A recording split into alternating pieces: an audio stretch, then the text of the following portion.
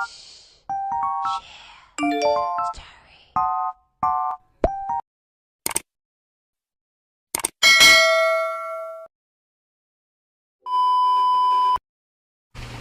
guys, good morning. It's Sunday and it is our day 2 here sa Armoc City. So, yan guys, and it's 5 a.m. na ng umaga. So, sobrang ganda niya talaga guys kasi nga sobrang ganda ng view niya every morning. So, yan guys, samahan niyo muna kami mag-breakfast kasi mamaya din aalis na din kami pabalik sa Carbayog. So, dyan lang muna kayo guys and yan, mag-breakfast lang kami. So, stay tuned guys.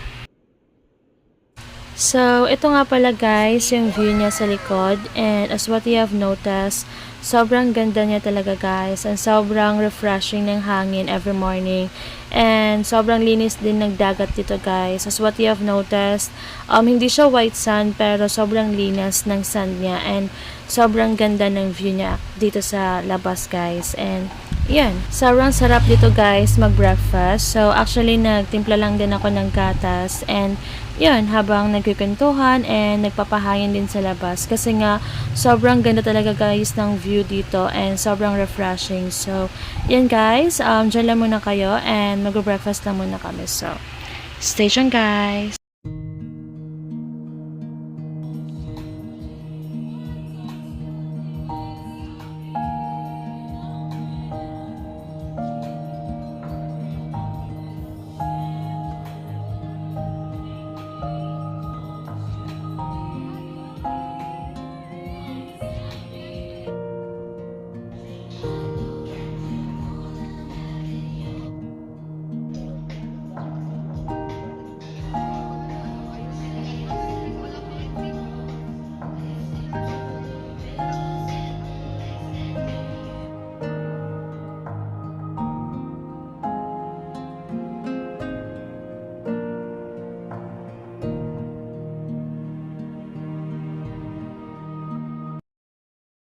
So, yan guys, after namin mag-breakfast, nag-prepare na din kami ng mga gamit namin kasi nga babalik na din kami papuntang Calbayog. So, actually kailangan namin umalis ng maaga kasi nga sobrang layo ng biyahe.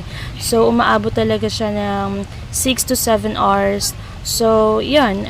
Anyway guys, 3 na lang kami yung babalik sa Calbayog kasi nga si Ate Janet is hinatid namin dun siya sa port kasi nga papunta siya sa Cebu sa anak niya. So obviously, 3 lang kami yung mag-travel papuntang Calbayog. So, dyan lang muna kaya guys.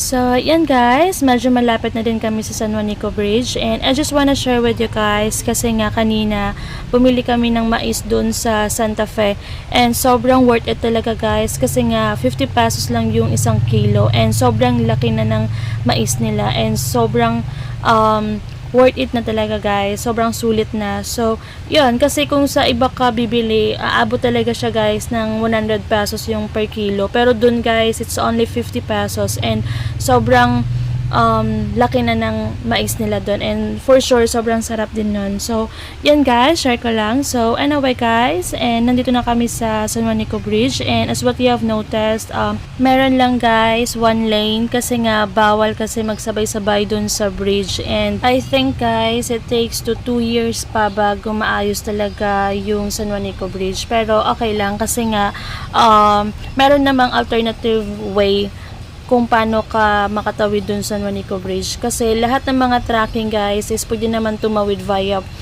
barko. So yun yung nagiging alternative way of transportation nila today. So yun guys, share ko lang and as what you have noticed, sobrang ganda pa rin talaga ng San Juanico Bridge kahit sira, charot.